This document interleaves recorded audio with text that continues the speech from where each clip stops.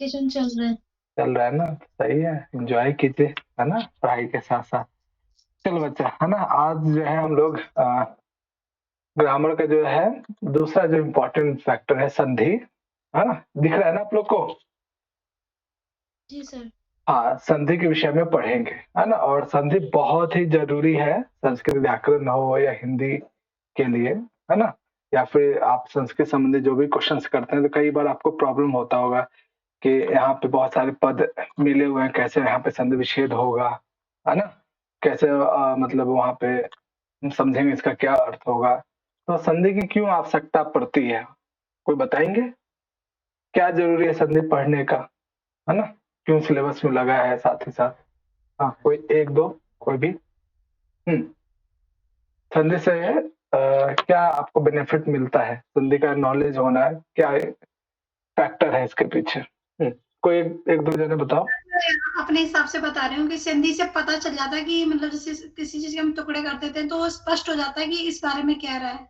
अच्छा, टुकड़े कर देने पर स्पष्ट हो जाता है, ठीक है। और कोई बच्चा, संधि से क्या समझते हैं आप लोग।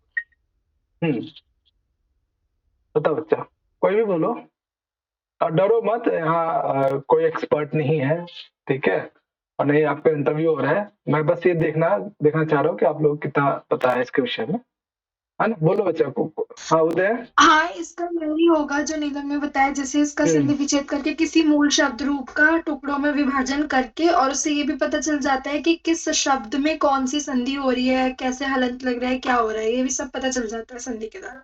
Okay okay. हाँ बच्चा, और कोई बच्चा, कोई और अपनी बात रखना चाहेंगे संधि के ऊपर। जी सर, सर संधि कठिन है। हाँ बारी बारी से, हाँ सुजाता क्या कह रहे हो।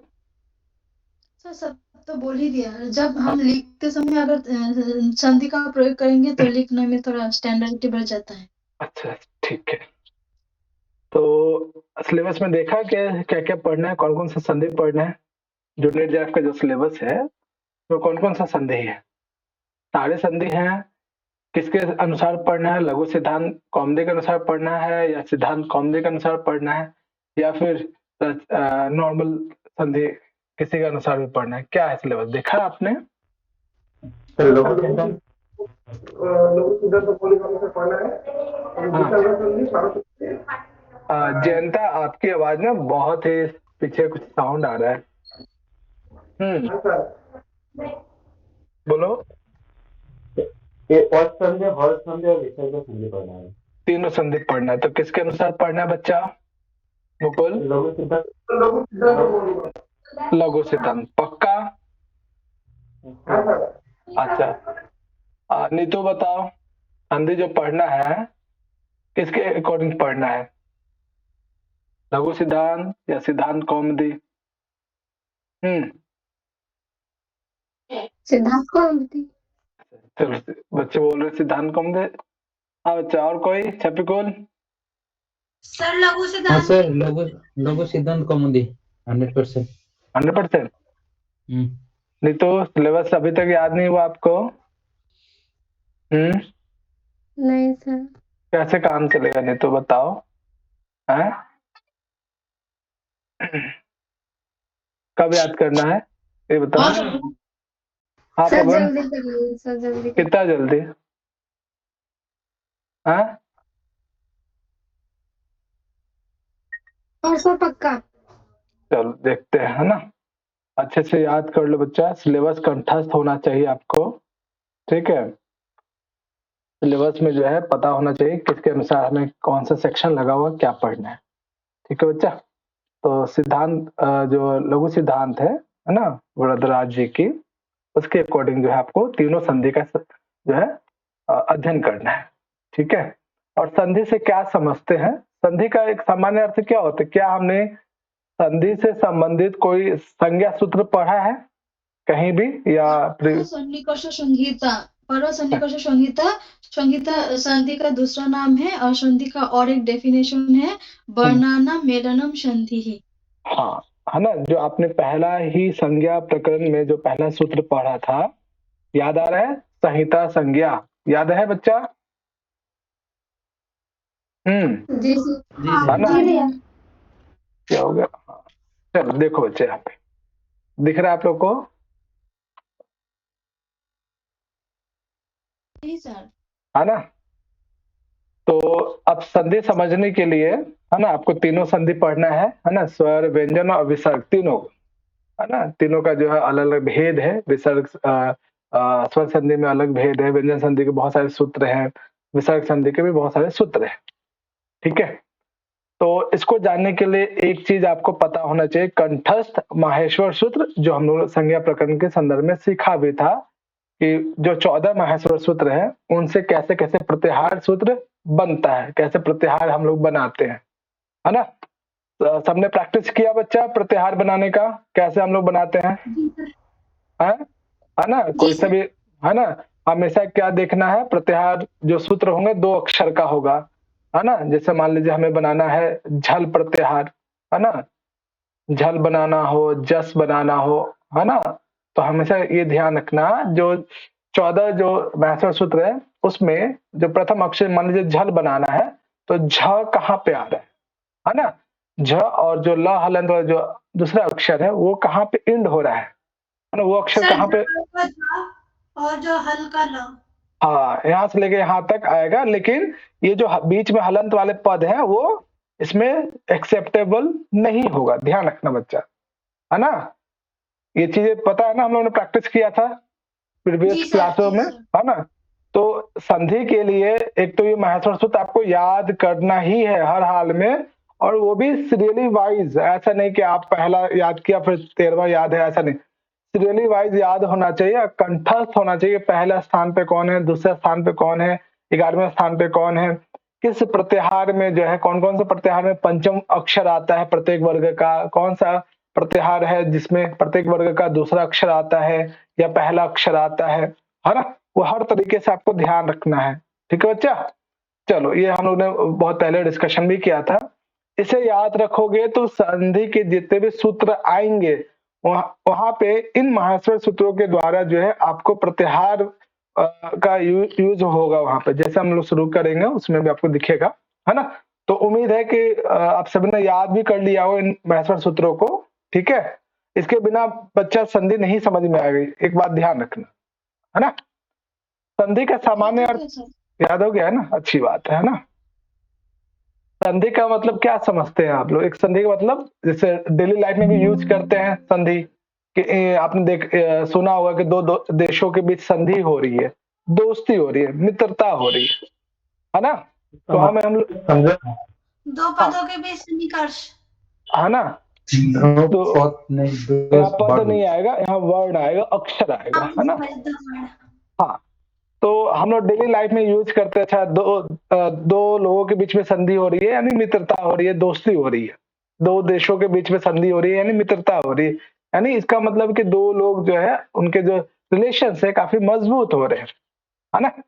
तो सेम चीज यहाँ पे भी आप अप्लाई करते हैं, वहां पे जो है व्याकरण में जो है लोग नहीं है, यहाँ पे अक्षर है, वर्ड है। ध्यान रखिएगा, संधि में जो है दो या दो से अधिक अक्षरों का जो है समीप होता है। जैसे आपने संहिता का डेफिनेशन पढ़ा, संहिता का संज्ञा सूत्र पढ़ा सन्निकर्ष संहिता, इसी को जो है संधि के लिए भी प्रयोग करते हैं। संधि का भी अर्थ वही है जो संहिता का अर्थ है ना? पढ़ा सन्निकर्ष संहिता, जहाँ पे दो वर्ण जो है उनका सन्निकर्ष जो है समीपता ही क्या कहलाता है? संधि कहलाता है। यानी संधि में हमेशा दो वर्णों का जो है समावेश होगा, दो वर्ण आपस में मिलेंगे। जैसे दो वर्ण आपस में मिलते हैं, एक थर्ड वर्ण या थर्ड अक्षर या तीसरा अक्षर बनता है ना? या कोई मात्रा का आगमन होता है, वो सब हम लोग देखेंगे अलग अलग संधि के फॉर्म में, है ना? तो संधि का डेफिनेशन याद रखना, परा सन्निकर्ष संहिता, जो आपने संज्ञा सूत्र में पढ़ा भी, है ना? अब ये जो संधि है, संधि का प्रयोग कब करना चाहिए? छोटा हो गया, दिख रहा है ना बच्चा? अब ये जो परा सन्निकर्ष संहिता है, ये संधि का ही डेफिनेशन है, ठीक है, जो हम लोगों ने पहले चर्चा भी किया था। अब ये संधि का प्रयोग कब करना चाहिए, कहाँ करना चाहिए, किसी को आइडिया है? इसके लिए एक कोटेशन भी है, किसी को पता है संधि का प्रयोग कहाँ कहाँ करना चाहिए? किसी को आइडिया बच्चा आप लोगों में से? के लिए क्या बच्चा? वर्णनम मिलनम संधि, जब दो वर्णों को मिला के एक साथ कर देते हैं तब संधि का प्रयोग किया जाता है। अच्छा चलो, वर्णों के बीच में और कोई बच्चा, और कोई बताएंगे? धातु और उपसर्ग के बीच में संधि करना चाहिए। Okay, very good. धातु और उपसर्ग को अलग अलग बताना हो तब संधि का प्रयोग करना चाहिए। Very good. और क्या हो सकता है? और आप जानते हैं इसको, आपने यूज भी किया है लेकिन अभी आपको ध्यान नहीं आ रहा है ना? और बताओ बच्चा, दो चीज तो आपने बताया कि वर्णों के बीच में हो सकता है, शब्दों के बीच, पदों के बीच में हो सकता है, धातु और उपसर्ग के बीच में हो सकता है, और कहीं हो सकता है संधि या संधि से संबंधित विच्छेद, संधि विच्छेद वगैरह, या संधि का नियम हम लोग कहाँ का अप्लाई धातु और करना? प्रत्यय भी तो होते हैं ना। धातु और प्रत्यय नहीं नहीं नहीं नहीं नहीं नहीं नहीं, नहीं। हाँ, और कहीं इससे संबंधित एक कोटेशन भी है ना? समास में भी होता है, और साथ ही साथ कोई वाक्य है, बहुत दीर्घ युक्त जो वाक्य है ना? आपने देखा होगा कादम्बरी में या वासवदत्ता में बहुत लंबे लंबे जो है समास पद युक्त हैं, लंबे लंबे वाक्य हैं, है ना? तो वाक्यों को भी तोड़ने में, संक्षेप में कर करके जो है करने के लिए भी जो क्या करते हैं हम लोग, संधि का प्रयोग करते हैं, है ना? पदों को अलग करने में पहला क्या है, एक पद है ना? जैसे विद्यालय है ना? विद्यालय एक पद है, आपके लिए बहुत इजी है, जो बहुत छोटे बच्चे जिनको बिल्कुल पता नहीं है तो हम लोग उसको कहते हैं ना, तोड़ तोड़ के पढ़ो, विद्या प्लस आलय दोनों मिलकर विद्यालय। यानी पदों को भी विभाजित करने के लिए, विच्छेद करने के लिए जो है संधि हमें करना चाहिए या संधि विच्छेद करना चाहिए, यानी पदों के मध्य, यानी पदों के बीच में संधि अप्लाई करना चाहिए। दूसरा क्या कर सकते हैं हम लोग, धातु और उपसर्ग अलग अलग बताने के लिए भी या एक साथ करने के लिए भी संधि का प्रयोग करना चाहिए। ठीक है। तीसरा क्या है, समास, है ना? कई बार आपने देखा होगा कि एक पद है जहाँ पे समास को बताना हो कि कौन सा समास है ना? तो वहां पे भी समास के बताने के लिए भी संधि का प्रयोग करते हैं हम लोग। चौथा है कि वाक्य को जो है, वाक्य क्या है, बहुत सारे शब्दों से मिलकर बनता है वाक्य, है ना? दो या दो से अधिक पदों को मिलाते हैं तो वाक्य बनता है। तो एक कुछ वाक्य ऐसे होते हैं जो बहुत बड़े बड़े होते हैं, है ना? तो प्रत्येक वाक्य के पदों को अलग अलग करने में भी हम लोग संधि का प्रयोग करते हैं। ये डिपेंड करता है वक्ता पे। वक्ता चाहे तो संधि युक्त पदों का उच्चारण करे या संधि विच्छेद करके पदों को उच्चारण कर सकता है, वो डिपेंड करता है वक्ता पे, उसका क्या मन है ना? जैसे बहुत सारे लौकिक वाक्य ऐसे हैं जहाँ पे तोड़ तोड़ के भी आप बोल सकते हो, है ना? जैसे अगर आपने मृच्छकटिकम पढ़ा हो या फिर वासवदत्ता पढ़ा हो या फिर कादम्बरी, उसमें कितने बड़े बड़े पद्य हैं या गद्य फॉर्म में, है ना? तो उसमें आपने देखा होगा कि बहुत सारे पद जो एक साथ संधि युक्त पद हैं, तो आप चाहें तो उसको तोड़ तोड़ के भी पढ़ सकते हैं। तो इन स्थानों पे क्या करते हैं हम लोग, संधि का प्रयोग करते हैं। तो बच्चे एक फॉर्मूला है उसको याद रखिएगा, है ना? कि संधि का प्रयोग कब और कहाँ करना चाहिए। ये आपको किसी एग्जाम में नहीं पूछा जाएगा, इंटरव्यू में पूछा जा सकता है ना? कि यदि कोई व्याकरण, और जनरली आप किसी भी फील्ड के क्यों ना हो, चाहे आप साहित्य स्पेशलाइजेशन हो, वेद हो, व्याकरण हो, दर्शन हो, है ना? या फिर अन्य अर्वाचीन संस्कृत साहित्य पर रिसर्च कर रहे हो, किसी भी फील्ड में इंटरव्यू में जाएंगे, ग्रामर आपको बेसिक पूछेंगे ही पूछेंगे, है ना? तो जनरली वो पूछते हैं, है ना? व्याकरण कारक पूछ लेते हैं, संधि पूछ लेते हैं, लकार पूछ लेते हैं, है ना? कौन सा वचन है, इस तरह से पूछ लेते हैं, है ना? तो ग्रामर पर भी विशेष ध्यान रखना है। तो ये जो है संधि पूछा जा सकता है कि संधि का प्रयोग हम लोग कहाँ कहाँ करते हैं। तो इसके लिए एक कोटेशन है, कोटेशन याद कर लीजिएगा ध्यान से, है ना? चलो हाँ बच्चा, ये कौन पढ़ेगा? मैं पढ़ूं सर? कोई और बच्चा? मैं पढ़ूं? मैं पढ़ूं? चलो योगिता पढ़ो आप, है ना? लो। संहिता एकपदः नित्यानित्या धातु उपसर्गयोः नित्यसमासे वाक्ये तु सा विवक्षापेक्षते, है ना? सही, विवक्षापेक्षते। हाँ, है ना? तो क्या है बच्चा, संहिता। संहिता आपने कहीं देखा है? अनुच्छेद करने पर संहिता आएगा पद। संहिता कहाँ पे आपने देखा है या इसके बारे में पढ़ा है आपने? सर अभी तो पढ़ा क्या पढ़ा? सन्निकर्ष संहिता हाँ, संहिता का अर्थ क्या है? सूत्र में। समीप सूत्र में पढ़ा है ना? तो है ना, एक पद नित्या, नित्य मतलब निश्चित रूप से, है ना। हमें जो है ये जो विग्रह है या संधि विच्छेद या संधि जो हम लोग करते हैं, है ना, एक पद को अलग अलग तोड़ने में भी करते हैं, अलग अलग अवयवों को बताने के लिए भी, है ना। यानी जैसे विद्यालय है, तो विद्यालय या विद्या प्लस आलय है, इनको जोड़ने के लिए भी क्या करते हैं हम लोग? संधि का प्रयोग करते हैं, है ना। आगे एग्जाम्पल भी दिया हुआ है ना। एक पद, है ना, एक पद को अलग अलग करने में भी या पदों को एक जगह करने में भी हम लोग निश्चित रूप से जो है संधि का प्रयोग करते हैं, है ना।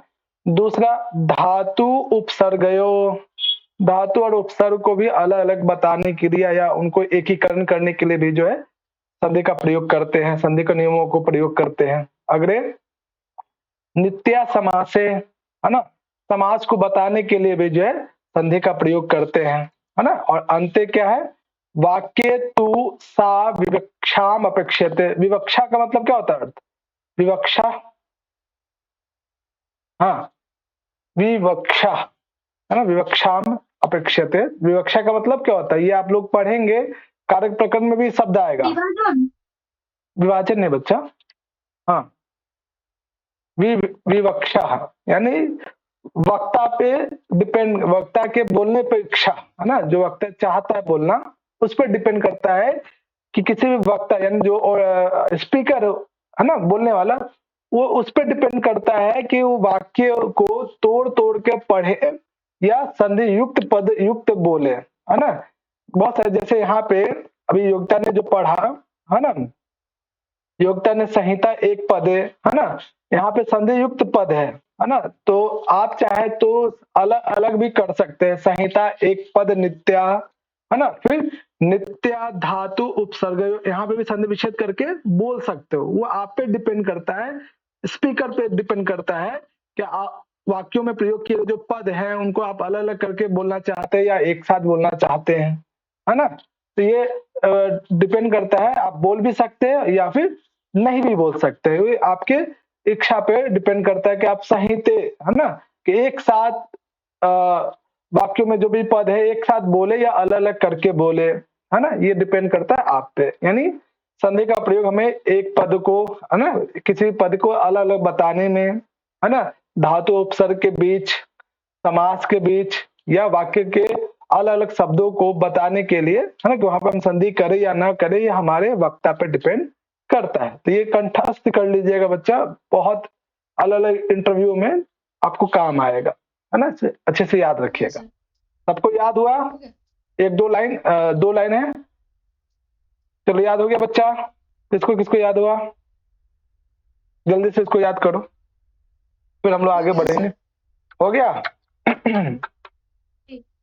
हो गया बच्चा, है ना। संहिते पद नित्या धातु सर्गयो नित्या समास वाक्य तो सा विवक्षाम प्रेक्षते। ठीक है बच्चा, इसको कंठस्थ कर लीजिएगा, है ना, कल मैं सबसे सुनूंगा। ये हमने पढ़ा कि संधि कब और कहाँ करना चाहिए, है ना। यहाँ पे हमने देखा एक पद में, हाँ सुनेंगे लास्ट में क्लास में, है ना, लास्ट क्लास में, जब 5-10 मिनट पहले सुनूंगा, है ना। उसको अच्छे से याद कर लीजिएगा। अब जो है यहाँ पे एक एक एग्जाम्पल है कि एक पद में कैसे है, यहाँ पे, है ना, पदों को जो है एक करने में भी, है ना, जैसे पो जो प्लस अक, वो हम लोग सीखेंगे आगे कैसे ये पो प्लस अक पावका बन जाता है, वो हम लोग आगे के संधि के नियमों में सीखेंगे। उपसर्ग धातु को भी अलग अलग बताने के लिए भी क्या करते हैं, संधि हमें संधि की आवश्यकता पड़ती है। जैसे यहाँ पर नी आवश्यक है ना, चलते चलते एक बार हम पश्यामी, हाँ चल धन्यवाद है प्रभात, है ना। उपसर्ग धातु को बताने में भी, है ना, समास विग्रह करने में भी, समास को बताने में भी, है ना, और वाक्य, हाँ जैसे ये जो वाक्य है नीचे में, है ना, अब ये वाक्य है, ये डिपेंड करता है या तो आप संधि युक्त जैसे यहाँ पे वाक्य दिया वैसे ही पढ़ सकते हैं, है ना, या फिर आप पदों को तोड़ तोड़ के भी पढ़ें, ये आप पे डिपेंड करता है। तो यानी इन स्थानों पे जो है हम संधि का कार्य या संधि से संबंधित नियमों का जो है हम लोग पालन करते हैं, है ना। तो ये याद रखिएगा, एक तो सूत्र फॉर्म में या फिर जो वहाँ पे कोटेशन फॉर्म है उसको कंठस्थ कर लीजिएगा, बहुत काम आएगा। जैसे ये वाक्य है, यहाँ पे आप तोड़ के भी पढ़ सकते हो या अलग अलग करके भी पढ़ सकते हो, है ना, वो आप पे डिपेंड करता है। उसके बाद संधि हम लोग जानते हैं बचपन से हम लोग सर ये लास्ट वाला जो वाक्य था ना वो एक किसी मंत्र का है, मंगलाचरण है ना? मंत्र है, किसका हाँ, बताओ? है शायद। किसका है, कोई बताएंगे? सर मुझे याद नहीं आ रहा था, लेकिन हाँ। ये कोटेशन मुझे याद है। याद करो। ईशावास्य सर। कौन सा? नहीं। ईशावास्य उपनिषद। अच्छा, ईशावास्य उपनिषद पक्का? कोटेशन याद है, लेकिन कहाँ का था मैं भूल गई अभी तक याद नहीं। चलो कोई नहीं, अभी पढ़ेंगे भी। उसका नहीं है ना?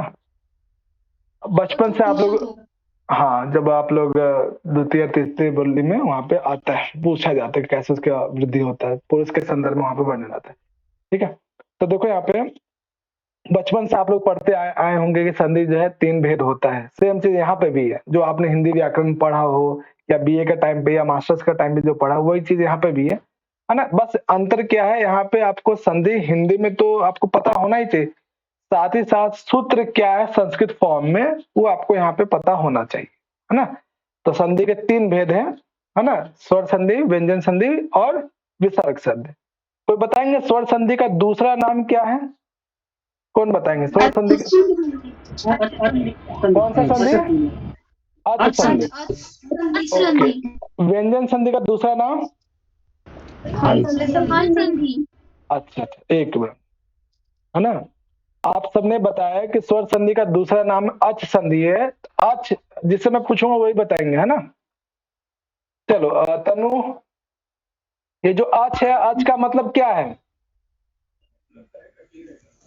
अच का मतलब? सर स्वर, माहेश्वर सूत्र में सर जो शुरुआत के अयुन ऋलिक एवं और अयक्ष है। हाँ, सर वो अच के अंतर्गत। वेरी गुड, है ना। उदय बाबू, हल के अंतर्गत? हल का मतलब? सर सारे व्यंजन। सारे व्यंजन। और अल का मतलब? अल सारे स्वर। सारे स्वर। अल अल अल ध्यान से, अल का मतलब सर सारे व्यंजन और स्वर आ जाएंगे। सारे व्यंजन और स्वर आ जाएंगे। वेरी गुड, है ना। तो ध्यान रखना, है ना, कि किस संधि का क्या दूसरा नाम है ना। स्वर संधि के अंतर्गत जो है मुख्य रूप से जो है स्वर संधि के 5 भेद है ना। इसके अतिरिक्त 3 और भी है जो स्वर संधि के अंतर्गत ही आते हैं, लेकिन मुख्य रूप से जो 5 भेद है, दीर्घ, गुण, यर्ण, वृद्धि और अयादि, है ना। इसके बाद जो 3 और भी है ना, जो इसी के अंतर्गत आते हैं, लेकिन मुख्य रूप से 5 ही है, पूर्व रूप, पर रूप और प्रकृति भाव संधि, है ना। तो हमें इसके विषय में पूरा डिटेल से पढ़ना है। व्यंजन संधि के विषय में पूरा बहुत सारे सूत्र है ना, और साथ ही साथ विसर्ग संधि। तो इसमें लगभग देखा जाए तो 10-15 क्लास तो लगेगा ही लगेगा आराम से, है ना। 15 से ज्यादा भी लग सकता है, कम तो नहीं लगेगा। तो इन 15 क्लास बिल्कुल कंटिन्यू रखना बच्चा। अगर बीच में अब्सेंट करोगे तो बिल्कुल समझ में नहीं आएगा। बहुत सारे संधि ऐसा है जो प्रवर्ती संधि से कहीं ना कहीं संबंधित रहेगा ही रहेगा, है ना। तभी हम लोग बहुत ही बेसिक पढ़ रहे हैं। सबसे ज्यादा आपको मेहनत करना पड़ेगा व्यंजन संधि और विसर्ग संधि में, है ना। स्वर संधि के जो नियम तो बहुत इजी भी है ना, बहुत ज्यादा क्लिष्ट भी नहीं है। सबसे ज्यादा व्यंजन और विसर्ग संधि में, है ना। तो मेहनत जो है शुरू से ही रखना, और इस पे जितना ज्यादा से ज्यादा आप प्रैक्टिस कर सकते हो प्रैक्टिस करना। बहुत सारे शब्द आपको आपके पास भी होगा, उसको भी अलग करके देखना कौन सा संधि पे काम कर रहा है। आज हम लोग पढ़ेंगे दीर्घ संधि और गुण संधि। दीर्घ संधि के बारे में आपने पहले से पढ़ा हुआ है कि दीर्घ संधि को दीर्घ संधि क्यों कहते हैं, है ना। कोई बताएंगे दीर्घ संधि का सूत्र क्या है बच्चा संस्कृत में? अकस्वर्ण। हाँ, नीलम समझ में आ रहा है आपको? जी सर। है ना, ये तो बहुत बेसिक चल रहा है अभी, है ना, इस पर कोई लिस्ट आएगा नहीं। आज 24 बच्चे हैं सर, इतना मैंने कॉलेज में पढ़ा था, पर है ना। आपने रिवाइज करा दिया। हाँ, असली मजा व्यंजन संधि में आएगा। 24 बच्चे कौन कौन है आज? कौन सारे आ गए क्या? नरेंद्र महोदय, भवानपी, सम्यक। ट्विंकल, आपकी क्लास बहुत मिस हुई है। कहाँ थे आप? जी भैया वो हाँ? नाना जी एक्सपायर कर गए थे। अच्छा अच्छा अच्छा, हम्म, चलो पता नहीं था मुझे, आपने बताया नहीं। चलो कोई बात नहीं, ज्यादा बुजुर्ग थे? जी भैया। कौन सा? सर मैंने एक भी छुट्टी नहीं की है। हाँ good। है ना, बाकी नीलम ये ट्विंकल रिकवर कर लेना उसको, है ना, वीडियोस के थ्रू ना। जी भैया। बाकी और कोई प्रॉब्लम हो तो बताना मुझे, है ना। जी। देखो बच्चा, है ना, तो संधि के 3 भेद है, स्वर, व्यंजन और विसर्ग, है ना, जिसे अलग अलग नाम से भी जाना जाता है। स्वर संधि को अच संधि, व्यंजन संधि को हल संधि, विसर्ग का कोई विशेष नाम नहीं है ना। स्वर संधि को अच संधि क्यों कहते हैं? क्योंकि इसमें स्वर वर्णों का ही क्या होता है, यूज होता है, प्रयोग किया जाता है ना। व्यंजन संधि में जो है व्यंजन वर्णों के मध्य और साथ ही साथ स्वर वर्णों का भी इसमें समावेश होता है ना। विसर्ग संधि में यानी यहाँ पे विसर्ग का ज्यादा महत्व होता है, विसर्ग ही चेंज हो जाता है किसी व्यंजन इत्यादि में, स्वर इत्यादि में, ठीक है। और इसे कंठस्थ याद रखिएगा कि स्वर संधि का दूसरा नाम क्या है, व्यंजन संधि का दूसरा नाम क्या है। आगे देखो यहाँ पे, है ना, तो मुख्य रूप से जो है स्वर संधि जो है आपको इतना सारा पढ़ना है ना। ये जो आप यहाँ पे चार्ट देख रहे हो ना, ये सभी संधि स्वर संधि के अंतर्गत आता है। मुख्य रूप से 5 है, अन्य जो 3 है वो उसी का पार्ट है, लेकिन मुख्य 5 ही माने जाते हैं ना। पढ़ना हमें पूरा ही है, ठीक है। अब ये जो स्वर संधि है जिसका दूसरा नाम अच संधि है, इसके अंतर्गत जो पहला आता है दीर्घ संधि, इसका सूत्र है अकह सवर्णे दीर्घ। अब जिससे मैं पूछूंगा बताना, है ना। प्रेमलता, ये बताइए सवर्ण संज्ञा का क्या सूत्र है? हाँ दोबारा रिपीट कीजिए। हाँ, सवर्ण संज्ञा सामने लिखा हुआ भी है, देखिए यहाँ पे सवर्ण संज्ञा। हाँ, तो इसमें क्या बताना है मुझे? सवर्ण संज्ञा का सूत्र या संज्ञा सूत्र क्या है? सवर्ण संज्ञा। हमने पहले डिस्कशन किया है। मैं बताऊं सर? एक बार बच्चे, एक मिनट। हाँ, तो प्रभात बाबू, ऐसे तो याद नहीं। दोबारा रिपीट करूं मैं? मतलब एग्जैक्ट तो नहीं बता सकती, हाँ, लेकिन एक बार कोशिश करो। रिपीट करती हूँ। हाँ, कोशिश करो, कोई दिक्कत। इसमें क्या नाम है, तुल्य तुल्य किया हाँ। गया था कि तुल्यः प्रश्न सवर्णः। हाँ, चलो आपने काफी हद तक सही बताया, है ना, वेरी गुड। प्रभात, क्या आपने बोला? तुल्यस् प्रत्यय सवर्णः। तुल्य या तुल्या? क्या? तुल्यस्य प्रत्यय सवर्णः। अच्छा, बच्चा कोई बताएंगे कहाँ पे प्रभात मिस्टेक कर रहे हैं? और प्रेमलता ने कहाँ पे मिस्टेक किया था? तुल्य मतलब जहाँ पे मतलब उच्चारण स्थान और आभ्यंतर प्रयत्न समान होना, सेम सेम हो, वही को बोला जाता है सवर्ण। देखो बच्चा, है ना, इसको कंठस्थ रखिएगा बच्चा, है ना। इस सवर्ण संज्ञा का संज्ञा सूत्र है ना। और यहाँ पे अभी प्रयत्न आपको कल के क्लास में मैं बता दूंगा थोड़ा सा, और इसमें ऐड नहीं कर पाया था। तो जो सवर्ण है, इसमें आपने देखा कि दीर्घ संधि का जो सूत्र है, इसमें 3 पद है। एक है अक है, दूसरा सवर्ण है, तीसरा दीर्घ है ना। दीर्घ तो हमें सीधे ही करना है दीर्घ संधि के बारे में। 2 पद, है ना, अकह और सवर्ण। सवर्ण संज्ञा आपको पता होना चाहिए। अब समझ में आ रहा है संज्ञा प्रकरण क्यों पढ़ाया जाता है ना। संज्ञा प्रकरण का एक पार्ट है सवर्ण, है ना बच्चा। और दूसरा इसमें है अक, अकह, अकह, अक क्या है बच्चा? यहाँ पे अक क्या है? हाँ, अक क्या है यहाँ पे? आएगा। हाँ बच्चे, यहाँ देखो, हाँ, है ना।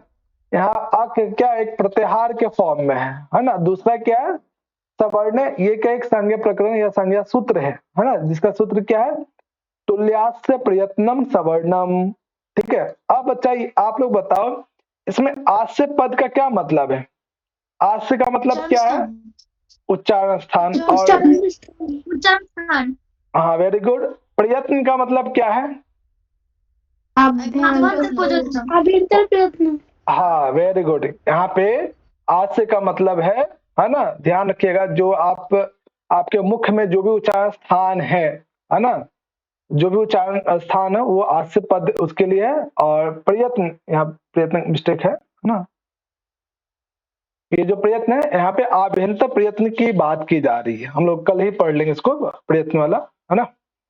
तो सवर्ण संज्ञा आप पहले भी पढ़े हुए हैं, है ना। और तुल्य का मतलब क्या है बच्चा, यहाँ पे तुल्य का मतलब समान समान, है ना। यानी सवर्ण संज्ञा उसी की होती है जिसका उच्चारण स्थान और आभ्यंतर प्रयत्न ये दोनों कॉमन हो, दोनों सेम हो, तभी वो वर्ण क्या कहलाता है, सवर्ण संज्ञा कहलाता है। अन्यथा दोनों में से कोई एक भी कम हुआ है, मान लीजिए किसी का कोई एक अक्षर है, जैसे अ और आ है ना, या ई है ना, दोनों में से कोई एक भी अगर सिर्फ उच्चारण स्थान कॉमन हो रहा है तब भी वो सवर्ण संज्ञा नहीं होगा, या सिर्फ और सिर्फ आभ्यंतर प्रयत्न कॉमन हो रहा है तब भी वो सवर्ण संज्ञा नहीं कहलाएगा। दोनों होना चाहिए, उच्चारण स्थान भी सेम और आभ्यंतर प्रयत्न भी सेम होना चाहिए, तभी उसको जो है सवर्ण संज्ञा कहते हैं।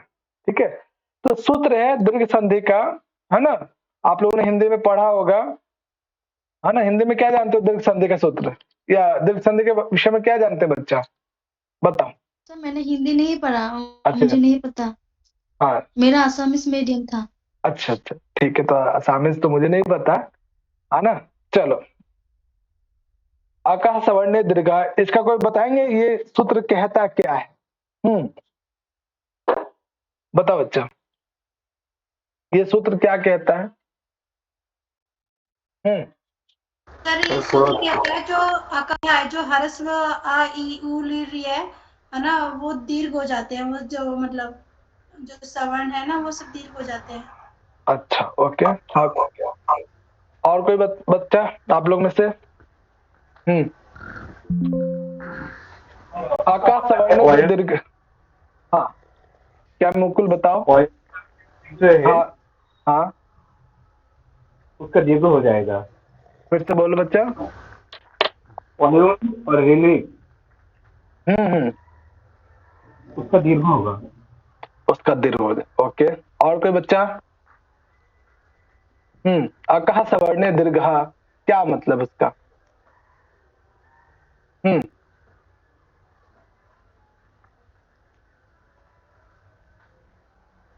और कोई बच्चा?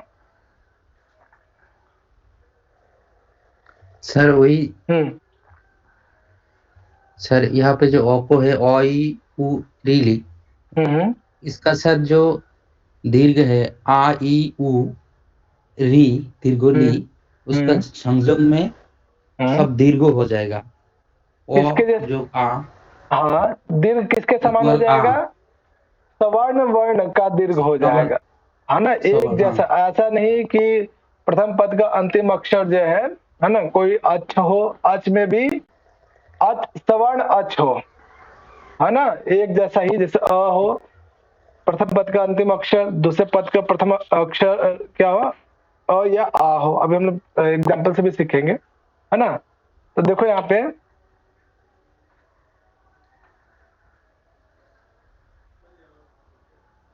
दिख रहा है आप लोग को? नहीं दिखेगा, अब दिखेगा, दिखा? सर मेरे को समझ नहीं आ रहा है कि मेरा नेट स्लो चल रहा है या नहीं दिख रहा है? अब दिख रहा है सब, दिख रहा है सब, दृश्याम जी सर दिखेगा, पश्यामी सर। अभी चला गया सर, अब आएगा, अब आएगा, आ गया सर, आ गया ना। जी। चलो बच्चे,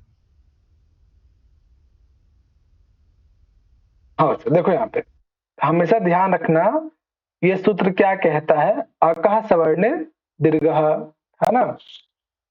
मतलब अक तो पता होना चाहिए, अक कौन सा प्रत्याहार है, इसमें कौन कौन सा अक्षर आता है ना। यानी यदि अक के बाद, है ना, अक के बाद यदि कोई स्वर हो, है ना, तो दोनों मिलकर क्या हो जाता है, अक में से ही सवर्ण, है ना, सवर्ण हो जाता है। सवर्ण का मतलब उसी के जैसा क्या हो जाता है, दीर्घ सवर्ण हो जाता है। जैसे एक एग्जांपल से आप देखें यहाँ पे, है ना, जैसे, है ना, जैसे यहाँ पे है ना, दो पद हमें मान लीजिए किसी भी दो पद को जो है एक करना है, संधि करना है ना, तो या तो अ या आ, है ना, ये दोनों स्वर वर्ण सवर्ण वर्ण है या नहीं है बच्चा, बताओ। है सर। है ना, अ या आ जो है क्या है, सवर्ण वर्ण है।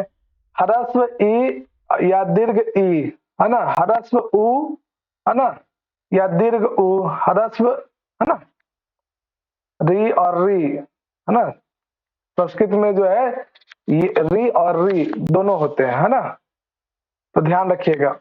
तो ये सब जो है इन्हीं का जो है दीर्घ क्या सवर्ण दीर्घ हो जाता है ना, तो दोनों मिलकर क्या बनेगा, आ ही बनेगा, है ना, ये बहुत बेसिक चीज है, पता ही आप लोग को, है ना, उ बनेगा और री डबल जो है री की मात्रा आ जाता है। यहाँ पर देख सकते हो, फोटो में भी है ना, यहाँ देख सकता है, देखिए, ठीक है बच्चा, कोई विशेष इसमें नहीं है दीर्घ संधि में, मेहनत आपको गुण से थोड़ा सा आरंभ होगा, है ना। तो यहाँ पे बहुत सारे पद हैं, जैसे देखो यहाँ पे प्रथम पद का अंतिम अक्षर क्या आ रहा है बच्चा, हाँ ना, दूसरे पद का प्रथम अक्षर तो दोनों मिलकर क्या बनेगा, इसका सवर्ण क्या, हाँ, और सवर्ण में भी क्या बनाना है, हमें दीर्घ बनाना है, तो आ हो गया, है ना, और मात्रा आपने देखा प्रथम पद के अंतिम अक्षर में लग गया, है ना, तो ये व्यक्त्यारी, है ना। इसी प्रकार से इस पद में देखो, यहाँ पे ह्रस्व ई है प्लस ह्रस्व ई, क्या बनेगा बच्चा, दोनों मिलकर, है ना, है ना, सवर्ण दीर्घ हो जाएगा, है ना, दीर्घ ई, ठीक है, मात्रा आपने वहां पे चेंज कर लिया।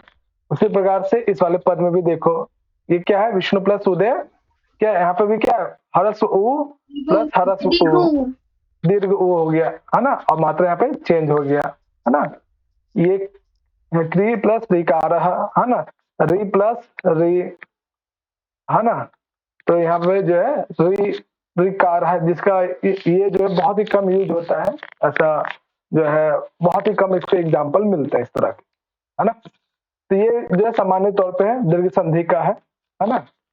प्रैक्टिस के लिए आप बहुत सारे आपके पास कोई ग्रामर का बुक होगा, वहां पे आप प्रैक्टिस कर सकते हो दीर्घ संधि का, कुछ यहाँ पे मैंने दिया है, उसको आप फटाफट प्रैक्टिस कर लो 2 मिनट में।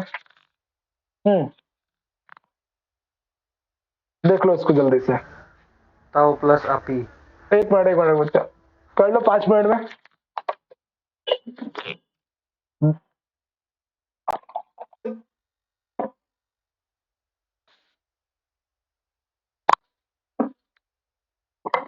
हो गया सर। हो गया, हाँ बच्चा, हाँ योगिता बताओ, क्या बनेगा इसका, क्या बनेगा इसका, सर तब जो अपी, सुजाता एक मिनट बच्चा, रुको सुजाता, है ना, बीच में नहीं बोलिएगा, है ना, तब प्लस अपी, अपी, अच्छा ओके, तब का मतलब क्या होता है, कुछ आइडिया, किसका रूप है ये तब, हाँ तब किसका रूप है, मूल प्रातिपदिक क्या है, कुछ आइडिया किसी को, युष्मद, युष्मद, युष्मद शब्द रूप, अश्मद या युष्मद, युष्मद होगा जहाँ तक है, हाँ, विभक्ति क्या है, चतुर्थी, चतुर्थी कैसे बच्चा, ना सर षष्ठी, हाँ बोलो, सही सोच रहे हो, षष्ठी विभक्ति, षष्ठी, और कोई और बच्चा, किसी और का आइडिया, सोमा ने षष्ठी बोला है, अब बता बच्चा,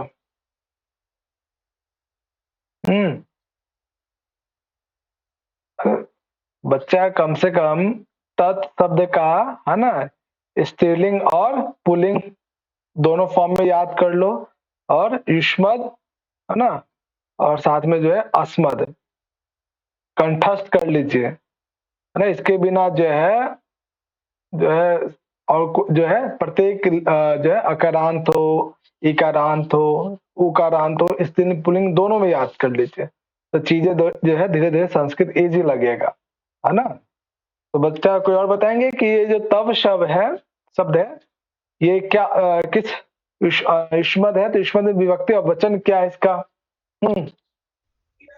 सर मैं बताऊं? हाँ बताओ बच्चा। सर युष्मद का षष्ठी विभक्ति एक वचन।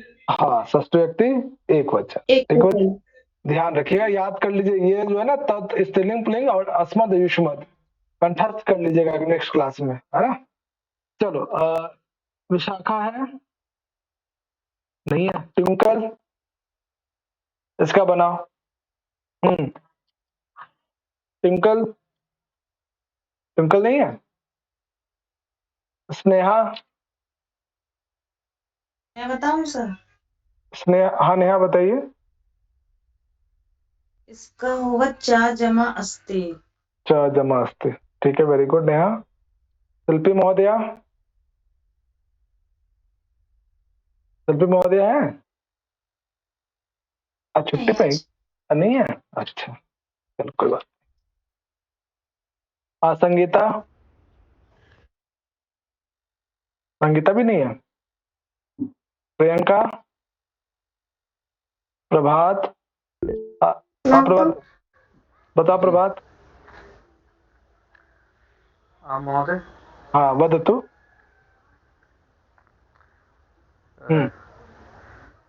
वध प्लस उत्सवः। वध प्लस उत्सवः इति सर वधु उत्सवः। अरे अरे बच्चा, महोदय हाँ अहं वदामि, दीर्घः उ अस्ति, तो यहाँ लघु वधु मध्ये अस्ति और एकः उ उत्सव मध्ये अस्ति। वधु, ये बताइए कि वधु जो है ह्रस्व उकार होता है, दीर्घ उकार होता है? ह्रस्व। अरे वधु वधु दीर्घ होता है। कौन सा होता है दीर्घ? अरे दीर्घ तो ये जो है शब्द पावर होना चाहिए आपके पास, शब्दकोश होना चाहिए, और वधु तो यूज भी होता है समाज में कितना हर बार, है ना। तो ये क्या उकारांत है ना, वो आएगा दीर्घ वो, है ना। ठीक है प्रभात, ध्यान रखिए, कल को घर में वधु आने वाली है और आप वधु को मिस्टेक कर रहे हैं, ऐसे गलती मत कीजिए, है ना।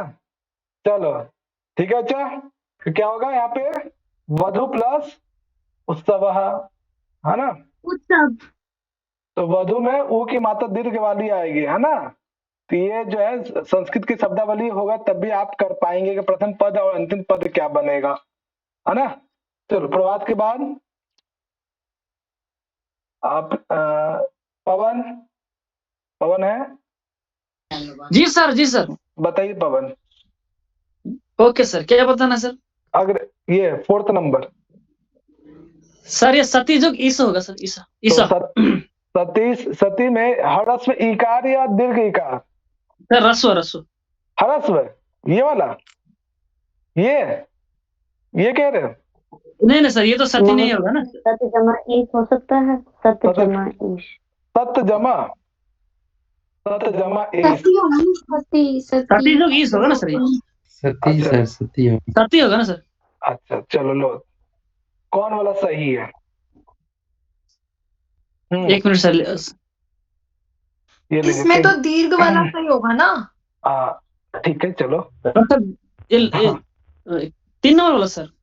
3 नंबर, ये सती है ना, सती के जो ईश्वर है कौन है बच्चा? प्रेमलता, ये जो सत प्लस ईश कैसे होगा? सत का अ है, इधर ई है, ये कभी बनेगा दीर्घ संधि? कभी नहीं बनेगा। दीर्घ संधि के लिए क्या है, दोनों पदों पे सवर्ण अक्षर आना चाहिए। सवर्ण अक्षर क्या है?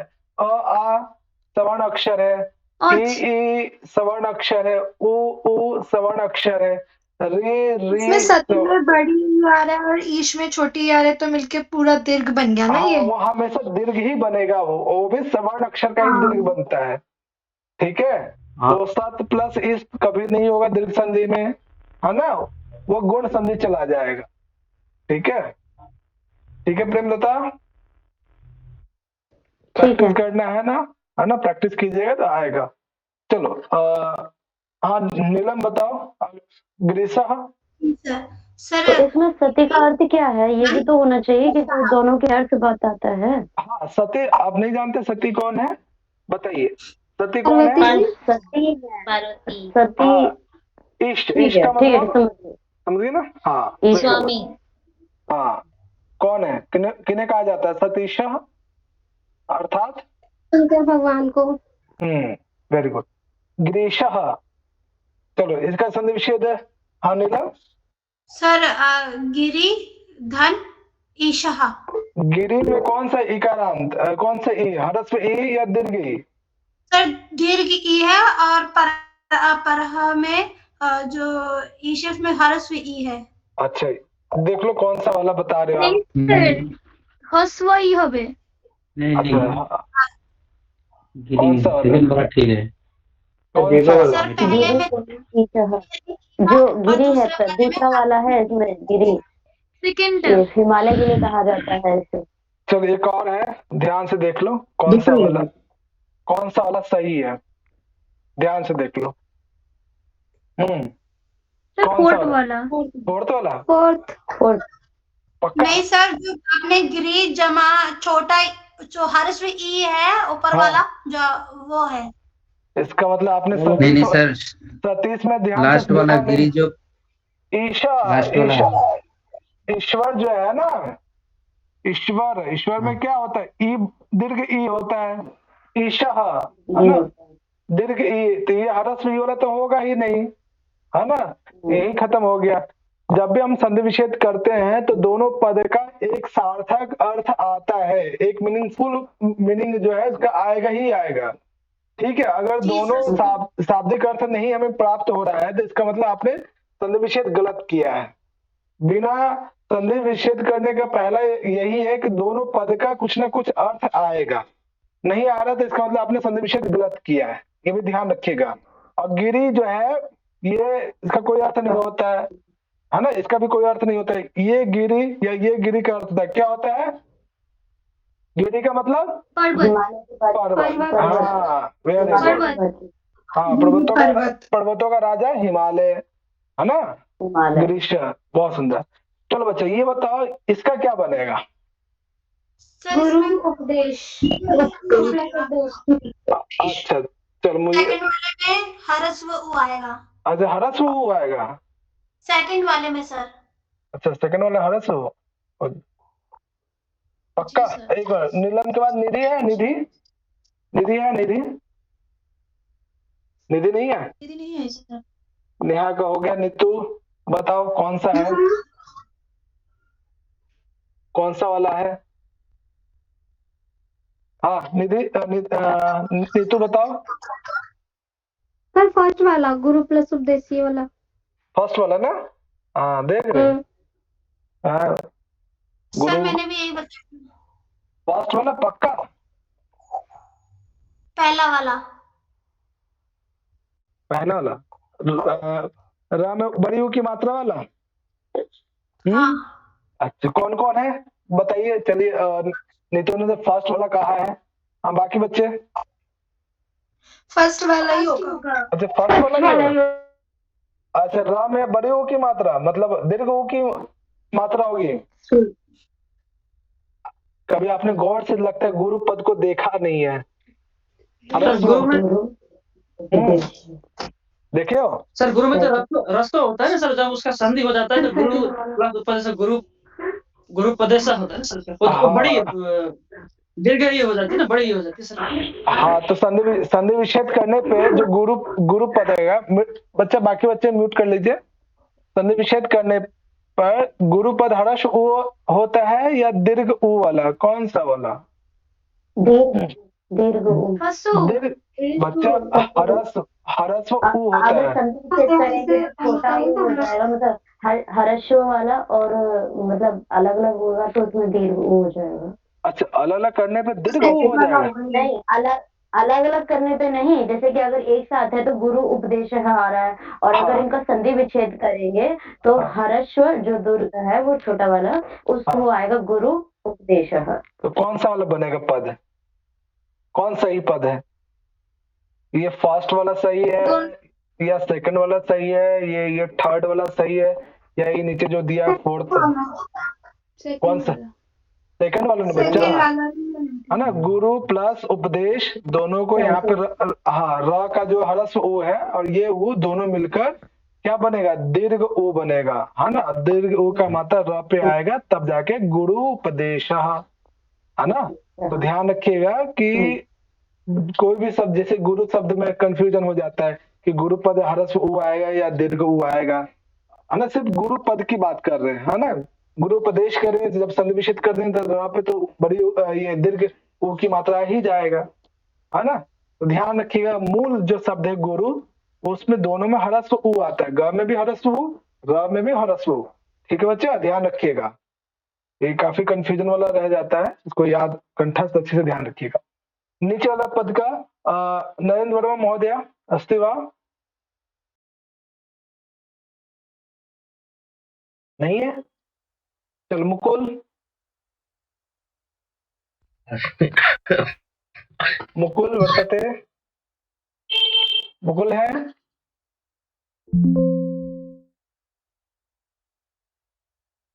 मेरी आवाज आ रही है? हेलो, आवाज नहीं आ रही मुझे आप लोग की।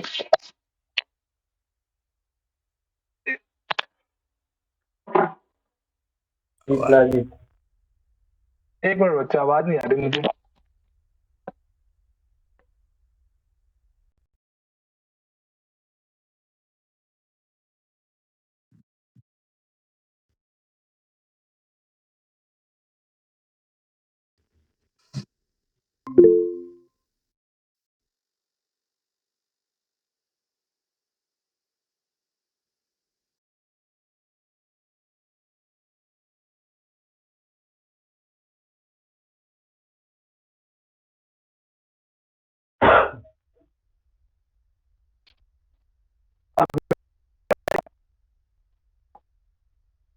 सर आवाज नहीं आ रही है।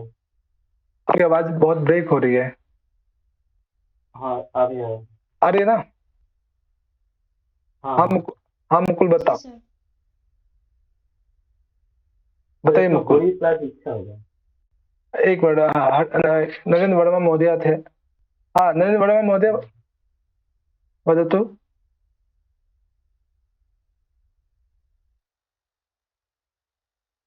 हरे धन इच्छा।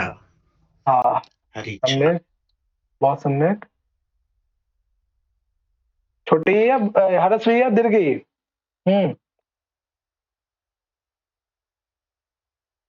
हाँ महोदय। हाँ हरी इच्छा। हाँ हरी दीर्घकार अग्रे यदस्ति तद ह्रस्वईकार।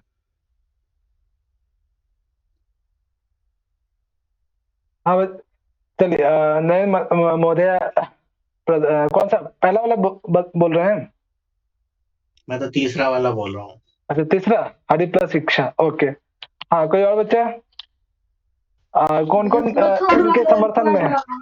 थर्ड वाला? थर्ड वाला पहले वाला। हाँ इसमें भी बहुत कंफ्यूजन हो जाता है। अगर मूल प्रातिपदिक देखोगे, है ना, क्या पद आता है? हरि आता है या हरि आता है संस्कृत में? सर हरस्व हरि आता है, सेकंड वाला। हाँ तो इसमें भी जो है ना हम लोग कंफ्यूज हो जाते हैं कि हरि हरस्व वाला है या दीर्घ वाला है ना? तो दीर्घ वाला जो करेंगे हरि हरि हरियाह, तो वहां पे क्या हो जाता है? वो द्विवचन में हो जाता है। नयन वर्मा महोदय एक बार देख लीजिएगा आप भी, है ना? जहाँ तक हमको याद है ये हरि जो है ना, हरस्व इकारांत है ना? तो इसमें और इच्छा तो पता ही बचा, है ना? इसमें जो है हरस्व ई होता है ना? तो कौन सा वाला होगा बच्चा? हरि प्लस इच्छा, कौन सा? प्रथम। पहले बोला प्रथम हाँ प्रथम है ना, करता है ये पूरे में। हाँ तो इसको जो है ध्यान रखिएगा बच्चा, है ना, हरि प्लस इच्छा।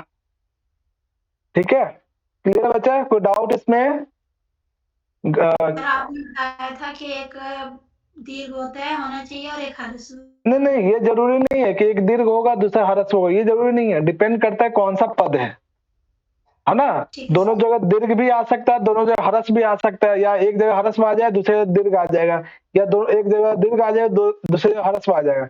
कोई सा भी पद कहीं भी इंटरचेंज हो सकता है, ये नहीं है कि एक फिक्स पैटर्न है, ऐसा नहीं है ना। जब भी आएगा कंडीशन क्या, मैक्सिमम है ना, अ या आ इधर हो, या आ प्लस आ या इधर हो, है ना, आ प्लस आ हो, है ना, या आ प्लस अ हो ना, या अ प्लस आ हो, है ना। इसी पैटर्न को फॉलो करते हुए बहुत सारे बन सकते हैं, है ना, या आ प्लस आ हो, कुछ भी आ सकता है ना। इसी प्रकार से ई प्लस ई, है ना, ई प्लस ई प्लस ई, है ना, कोई सा भी पैटर्न बन सकता है। तो ये जरूरी नहीं है कि एक जो ह्रस्व हो तो दूसरा दीर्घ ही हो, दोनों ह्रस्व भी हो सकते हैं, दोनों दीर्घ भी हो सकते हैं, या एक ह्रस्व हो सकता है एक दीर्घ भी हो सकता है, तो कुछ भी हो सकता है ना।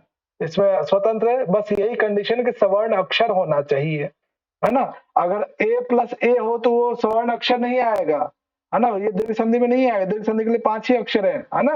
अ का प्रत्याहार के अंतर्गत जैसे ए ओ आ जाएगा तो वो दूसरा संधि आ जाएगा, हम लोग आगे वृद्धि संधि के अंतर्गत पढ़ेंगे वो, है ना।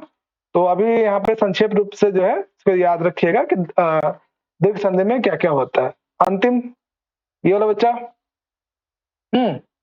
वधुजुक्त उक्ति, है ना, ह्रस्व उकारांत, ये वधु क्या आएगा, ह्रस्व उकारांत या दीर्घ? दीर्घ। उक्ति कौन सा वाला, दीर्घ वाला या कौन सा वाला? लास्ट में ना ह्रस्व आएगा। हाँ ये वाला है ना, उक्ति। उक्ति का मतलब वचन, कथन, है ना, बोलना। बहुत बोलती है बाबू, बहुत बोलती है, हैं? सर बहुत बोलती हैं, ऐसा सर्वे बोलता है। अच्छा, चलो अंतिम वाला बताओ बच्चा, ये अंतिम बताओ, इसमें क्या होगा? भानु प्लस उदय। चलो बच्चा, ये वाला भानु सही है या ये वाला भानु, कौन सा भानु सही है? फर्स्ट वाला। अच्छा फर्स्ट वाला। ये ह्रस्व उ या दीर्घ उ, उदय में वाला उदय। बहुत अच्छे, है ना, भानु प्लस उदय, है ना। तो इसमें भानु का मतलब क्या होता है? सूर्य, है ना। तो ऐसे बहुत सारे शब्द आप लोग के पास भी होगा, प्रैक्टिस कीजिएगा, बहुत सारे हैं, है ना। कोई ना कोई ग्रामर बुक होगा तो उसमें भी प्रैक्टिस कर सकते हैं। आप इसका अप्लाई कहाँ कहाँ कर सकते हैं आप, है ना। जब आप संधि के सूत्रों को भी पढ़ेंगे तो वहां पे भी जो है इन नियमों को जो है आप अप्लाई कर सकते हैं, या लिटरेचर बुक पढ़ो, या कोई पैसेज वाला जो क्वेश्चंस आते हैं उसमें आप अप्लाई कर सकते हो संधि विच्छेद कर करके, है ना। जब पूरा संधि पे कंट्रोल हो जाएगा आपका ना, संधि पे बहुत अच्छे पकड़ हो जाएगा, तो आप कोई सा भी कोटेशन या कोई सा भी आता है ना, जैसे बहुत सारे कोटेशन जिसका अर्थ आपको बिल्कुल पता नहीं चल रहा है, तब आप वहां पे संधि विच्छेद कर करके एक एक पदों को तोड़कर उसमें कौन सा संधि हो रहा है उसका जो है जब पद विच्छेद करते हैं तो उसमें कौन सी विभक्ति दिखाई दे रहा है, तब आप कारक चिन्ह के अनुसार उसका अर्थ भी आप बता पाएंगे, है ना। तो संधि बहुत ही जरूरी है, और इस पे अगर आपकी अच्छी पकड़ हो जाती है तो क्वेश्चन नहीं भी जो अगर आ रहा है समझ में ना, तो काफी हद तक क्वेश्चन समझ में आने लगेगा कि ये क्या कहना चाह रही है। जैसे कई बार क्या ना पद्य फॉर्म में आने लगा है, पैसेज फॉर्म में आने लगा, अभिकथन फॉर्म में आने लगा है, और वहां पे क्या संधि युक्त पद के साथ या संधि विच्छेद के साथ वो पूछ रहे हैं आजकल, है ना। प्रीवियस ईयर के क्वेश्चन देखोगे तो वहां पे आपको मिलेगा।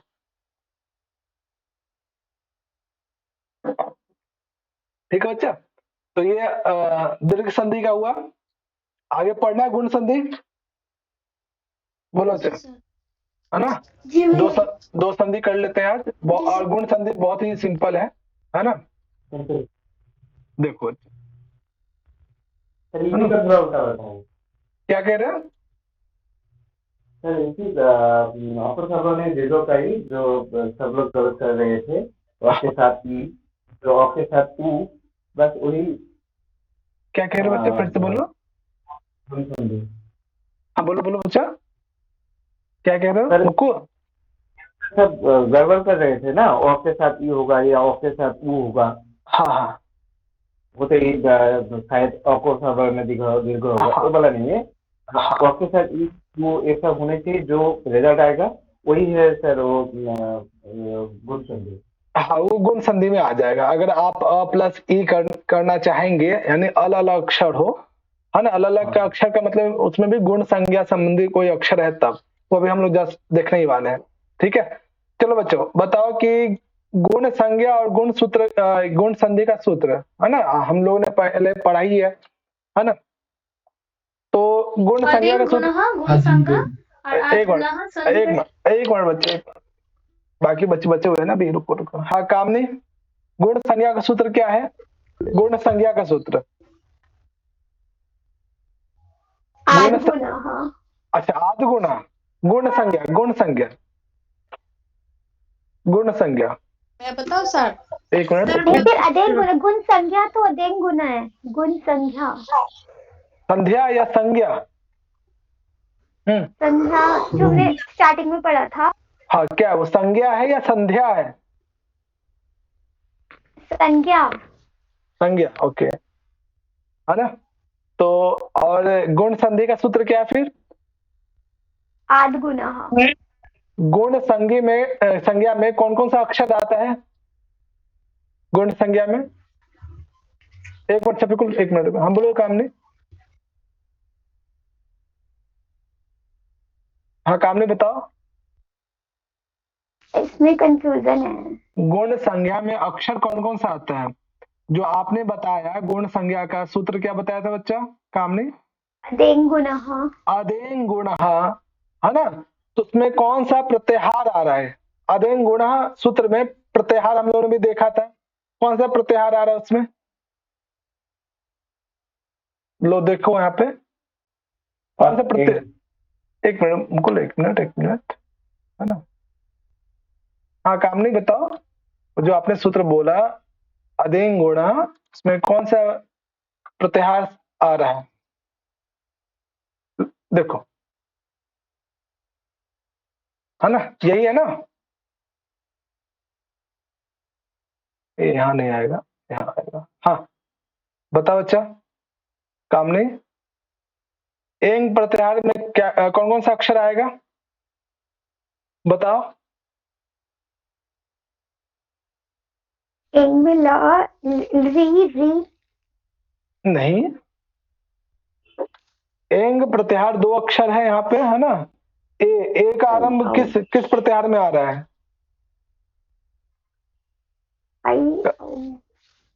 हाँ बोलो बोलो। ए आगे आई बच्चा अच्छे से याद कर लीजिए, है ना, अच्छे से याद कर लीजिए कामनी, है ना। महत्वपूर्ण सूत्र बहुत जरूरी है ना।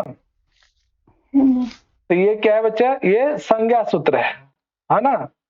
तो अत प्लस एंग, है ना, अदेंग गुणः।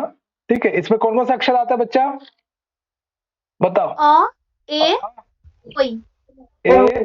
और ओ, यही आता है। यानी गुण संज्ञा, यानी गुण के अंतर्गत तीन अक्षर आते हैं ना, अ, ए और ओ। ठीक, वृद्धि संज्ञा के अंतर्गत कौन कौन सा अक्षर आते हैं? किन किन वर्णों की वृद्धि होती है? आई और औ। ठीक है, इसको कंठस्थ याद रखिएगा बच्चा, भूलिएगा नहीं। ठीक है, तो अगला जो संधि है आपका गुण संधि, है ना। इसलिए संज्ञा प्रकरण में हम लोगों ने गुण संज्ञा पढ़ा था। गुण संज्ञा का सूत्र है अदेंग गुणः, है ना। यानी ए और ओ को गुण कहते हैं। ठीक है, अब यहाँ देखो गुण संधि का सूत्र है आद गुणः, है ना, आद गुणः। जैसे कि यहाँ पे देख सकते हो, दिख रहा है ना आप लोग को? चलो ये सूत्र क्या कहता है बच्चा? आद गुणः, क्या कहता है ये सूत्र? बोलो बच्चा। सर आ का तो होगा आत आत सर मतलब और आत आ वर्ण का पर बाद में ई उ और री वर्ण मतलब रहने से इसका सवर्ण गुण हो जाता है। सवर्ण गुण सवर्ण रहने से मतलब गुण हो जाता है। ये री और री वाला जो है ना, इसके लिए अलग से सूत्र आएगा। नहीं मैं सर समझना नहीं पा रहा हूँ मतलब ओ आ का बाद में बोल रहा हूँ। ओ आ का बाद ई छोटा ई और बड़ा ई जो होता है उसका मतलब ए हो जाता है। ओ आ का बाद उ हो जाता है, यही बोल रहा हूँ मैं। अच्छा ठीक है, चलो मतलब मैं समझ गया। हाँ देखो बच्चे क्या है यहाँ पे कि आ है ना, सूत्र देखोगे तो इसमें क्या है सूत्र? आद और गुणः, है ना। गुण का मतलब हम लोग समझ रहे हैं, है ना। गुण में हम लोग जानते हैं 3 अक्षर आता है ना। आ है ना, ए और ओ, है ना। यहाँ पे आद यानी अ या आ, है ना। यानी प्रथम पद का अंतिम अक्षर या तो अ आएगा या आ आएगा, ठीक है। इसके बाद कोई स्वर वर्ण आता है तो, है ना, तो दोनों मिलकर गुण हो जाता है या गुण आदेश हो जाता है। ये सामान्य अर्थ है ना। गुण आदेश हो जाता है यानी ये गुण आदेश, तो गुण के अंतर्गत क्या क्या अक्षर आता है? ए और ओ आता है ना। और ये जो आ है ना, सॉरी तो ध्यान से देखना बच्चा, हम लोगों ने उस दिन भी डिस्कशन किया था अ प्लस ई और अ प्लस ओ। एक मिनट,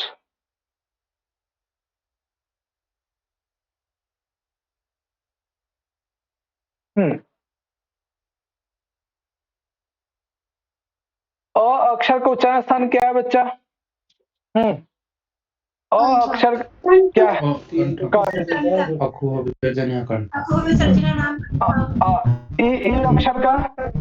ई अक्षर का उच्चारण स्थान तालु। तो ऐसा कौन सा अक्षर है जिसका उच्चारण स्थान कंठ तालु है? दोनों है, कंठ और तालु, कंठ तालु दोनों मिलकर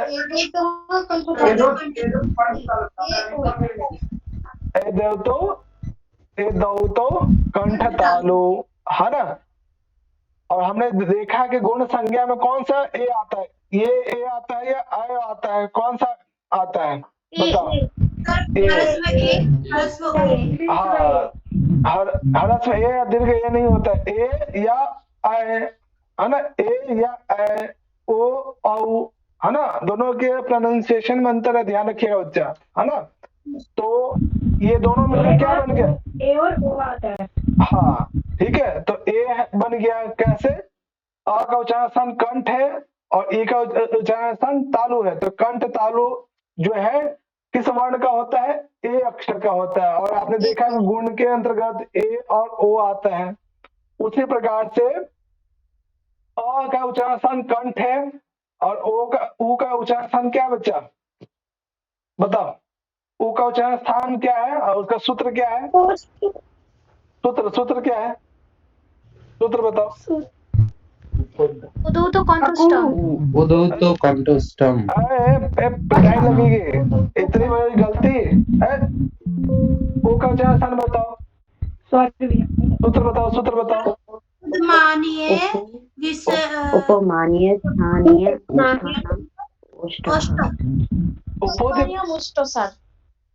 ओष्ठ है या ओष्ठो है? उपधानियम सर ओष्ठो है।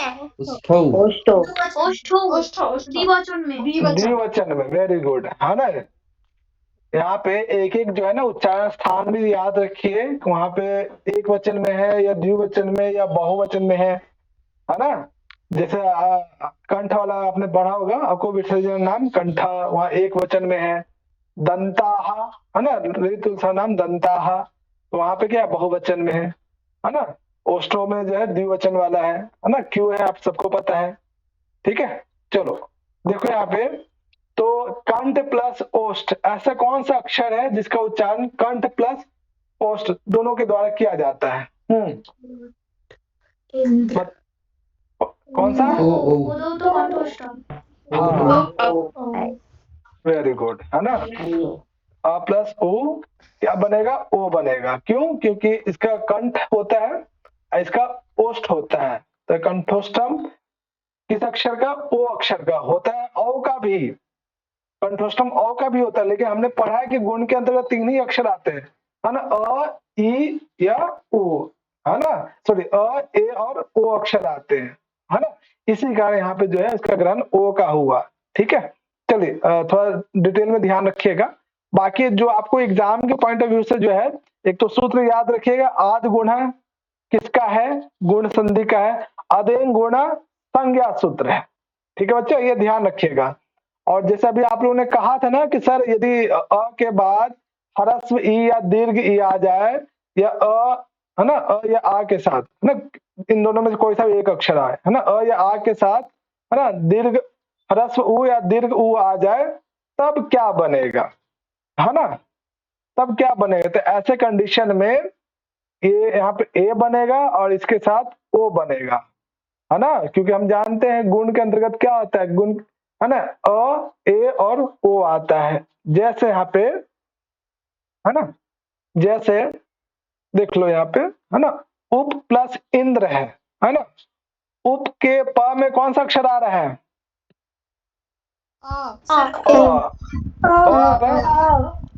दूसरे पद का प्रथम अक्षर, हाँ, दूसरे पद का ई, ह्रस्व ई, क्या बनेगा?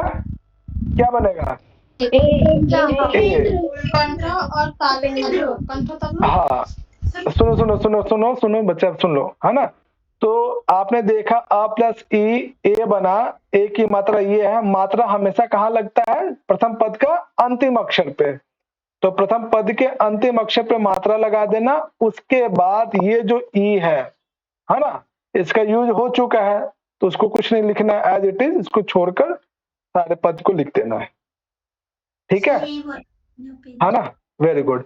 इसी प्रकार से वृक्ष प्लस ऊपरी, है ना, वृक्ष में क्या आ रहा है? ओ आ रहा है ना, इधर से ऊ, क्या बनेगा? ओ की मात्रा ओ, वृक्षोपरी। चलो, ये तो बहुत सिंपल था कि इधर था तो ऐसे कन्वर्ट कर लिया, है ना।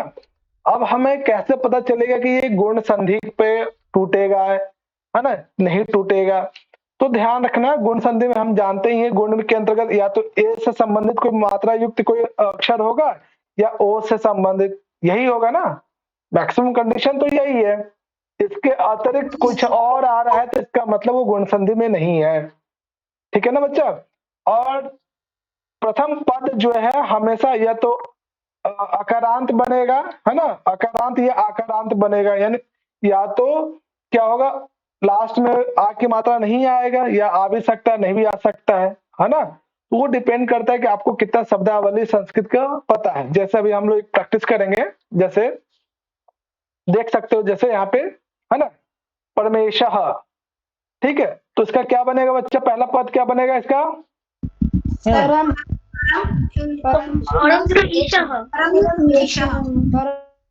परम प्लस ईशः। ईशा, ये वाला सही है या ये वाला सही है? कौन सा सही है? कौन सा सही है? हरस वाला। अरे बच्चा, हरस वाला कैसे? सेकंड वाला ये वाला सही है। अरे बच्चा, इसका कोई अर्थ नहीं होता है, इसका कोई अर्थ नहीं होता है। पहले बने भैया परम प्लस ईशः, जो आपने फर्स्ट वाला लिखा वो है। हाँ, है ना बच्चा, ये हरस्व ई या दीर्घ ई, ये आपस में क्या वर्ण है? एक जैसा ही है ना। तो दूसरा अक्षर कुछ भी आए, है ना, या तो हरस्व ई आए या दीर्घ ई, दोनों सवर्ण है, एक ही इनका अभ्यंतर प्रयत्न और ये है उच्चारण स्थान, है ना। तो जरूरी नहीं है कि वहां पे सिर्फ हरस्व ई ही आए, है ना, दीर्घ ई भी आएगा तब भी हमें ए ही बनेगा। ठीक है बच्चा, ये ध्यान रखिएगा इस चीज को भी। सवर्ण अक्षर जहां भी आएगा उसका सवर्ण खुद हो या उसी के समान कोई सवर्ण अक्षर हो, है ना। ह्रस्व ई और दीर्घ ई क्या दोनों सवर्ण है, अ या आ सवर्ण अक्षर है ना, उ या उ सवर्ण अक्षर है। ठीक है बच्चा, हमेशा जो है इसके साथ यदि हम अ को जोड़ देंगे तो हमेशा ओ ही बनेगा। ठीक है बच्चा, प्रैक्टिस करते करते आएगा आपको, कोई दिक्कत नहीं। ठीक है, तो परम हाँ अभी देखो ध्यान से देखो, है ना। तो इसमें क्या बनेगा, म्यूट कर लीजिएगा। परम प्लस ईशा, हाँ सुनो बच्चा ध्यान से सुन। उदय, हाँ उदय दूसरा पद का करो। उदय नहीं है। छपिकुल, जी सर बताइए। दूसरा वाला गंगा प्लस उदकम, हाँ सर यहाँ पे गंगो उदकम होगा। हाँ तो गंगा में क्या आ रहा है, आ रहा है, आ रहा है, वहाँ पे ओ आ रहा है, ओ कर है ना। तो गंगा प्लस उ, हाँ हाँ ठीक है। तो हाँ तो क्या बनेगा बच्चा, गंगो उदकम। हाँ उदक किसको कहते हैं बच्चा, उदक का मतलब, उदक का मतलब जल, वेरी गुड। हाँ जल जल है ना, जल हाँ जल है ना, जल खाबो है, यही बोलते हैं ना बंगाल में, जल खाबो है ना। चल वेरी गुड। जल खांचू, अच्छा जल ना मीक ना खांचू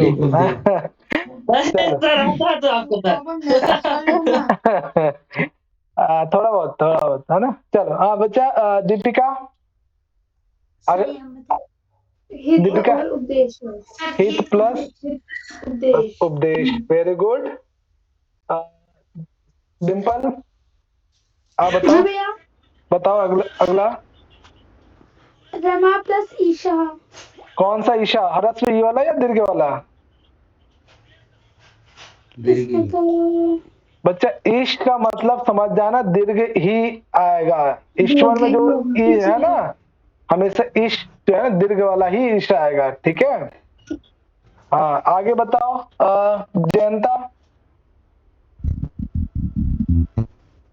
जयंता बताओ। हाँ सर, क्या बनेगा, क्या बनेगा? सूर्य प्लस इंद्र। अच्छा सूर्य प्लस इंद्र। नेक्स्ट वाला बताओ। उपयुक्त इंद्र। अरे नेक्स्ट वाला अमर प्लस इंद्र। अमर प्लस इंद्र। चलो मोहित नहीं है ना, और कोई बच गया जिनसे नहीं पूछा गया था, कोई भी एक बार भी जिनसे नहीं पूछा गया हो? लास्ट वाला मैं बताऊं? हाँ बताओ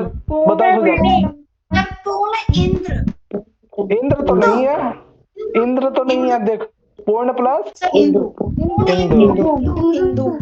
हाँ वेरी गुड। तो बच्चा ये कुछ है गुण, सुनो है ना। आप लोग कोशिश करना है ना, जितना ज्यादा से ज्यादा प्रैक्टिस कर सकते हो, है ना। संधि संबंधी दीर्घ संधि का या गुण संधि का, जहां भी आपको पद दिखाई दे रहे हैं उसको तोड़ने का प्रयास करो, है ना। जब भी पदों को तोड़ोगे तो वहां पे कुछ ना कुछ इसका विशेष अर्थ आएगा ही आएगा, है ना। तो अगर आप लोग के पास अगर है तो ठीक है, नहीं तो मेरे पास है कुछ कलेक्शन, है ना, मैं वो भेज दूंगा आप लोग को, है ना। उसकी प्रैक्टिस जरूर कर लेना। गुण संधि के अंतर्गत अभी और एक सूत्र और आएगा, है ना। उरन रपरा एक सूत्र है जो आगे री जो है अर में कैसे बदल जाता है, जैसे सप्त प्लस ऋषि करते हैं सप्तर्षि हो जाता है, डे प्लस ऋषि करते हैं ना महर्षि, है ना। वो सब हम लोग आगे देखेंगे, है ना, वो हम लोग नेक्स्ट क्लास में सीखेंगे। तो मैं ये सोच रहा हूँ कि 2 दिन ग्रामर और 2 दिन अब कुछ और स्टार्ट किया जाए, 4 दिन ग्रामर संधि वाला लंबा। म्यूट कर लेना। अच्छा आशीष आप कौन है आपका? जयपाल अच्छा जयपाल आप चलिए आपका स्वागत है ना। तो ओरिजिनल नाम यही है आशीष है? आशीष। अच्छा ठीक है ठीक है ठीक है। तो जयपाल और आशीष दोनों आप ही का नाम है ना? Yes sir. ठीक है। तो बच्चा क्या क्या ध्यान रखना है आपको इस संधि के संदर्भ में? एक तो जितना भी अभी आज हम लोगों ने पढ़ा है ना, उतना तो ध्यान रखना ही रखना है। इसके साथ साथ जो आपने देखा कि माहेश्वर सूत्रों का कितना यूज है, उच्चारण स्थान का कितना यूज है ना, वो सब देखना। नेक्स्ट क्लास में हम लोग इसके बाद की जो चीजें हैं, है ना, म्यूट कर लेना आशीष, है ना, आपकी आवाज इधर से आ रही। हाँ, तो उच्चारण स्थान, माहेश्वर सूत्र, उसका जो संधि के जो नियम हम लोगों ने पढ़ा आज, वो देख लेना, है ना। 2 सूत्र आज हमने पढ़ा, बहुत ही बेसिक चीजें हैं। नेक्स्ट क्लास में यानी कल जो है हम लोग परसों, है ना, उसमें हम लोग पढ़ेंगे यर्ण संधि और फिर वृद्धि संधि, है ना। तो बच्चा 4 दिन व्याकरण पढ़ना चाहते हो, मतलब संधि पढ़ना चाहते हो, या फिर उसके साथ 2 दिन कुछ और भी टॉपिक पढ़ना चाहते हो? सर कुछ और टॉपिक पढ़ना चाहते हैं, है ना। बोलो बच्चा। जी तो काव्य शास्त्र पढ़ाएंगे क्या? पढ़ाएंगे सब पढ़ाएंगे। बोल बच्चा। सर अलग अलग, दो कुछ और दो कुछ और। चलो अब थोड़ा सा 10-15 दिन के लिए, है ना, ग्रामर के साथ साथ कुछ और भी ऐड कर देते हैं, है ना, ताकि नहीं तो आप लोगों को लगेगा पता नहीं सिर्फ सूत्र पढ़ रहे हैं, तो थोड़ा सा ऊपर करे बाउंस हो जाएगा, है ना। तो ऐसा करते हैं, है ना, 2 दिन जो है तो मतलब ग्रामर पढ़ लेंगे, फिर ये 10-15 दिन के लिए है ना, ऐसा नहीं कि मतलब कंटिन्यू ये होगा, है ना। तो जब भी थोड़ा सा ग्रामर थोड़ा हार्ड लगेगा या कुछ भी ऐसा लगेगा, फिर हम लोग इसके बीच में कुछ छोटा सा टॉपिक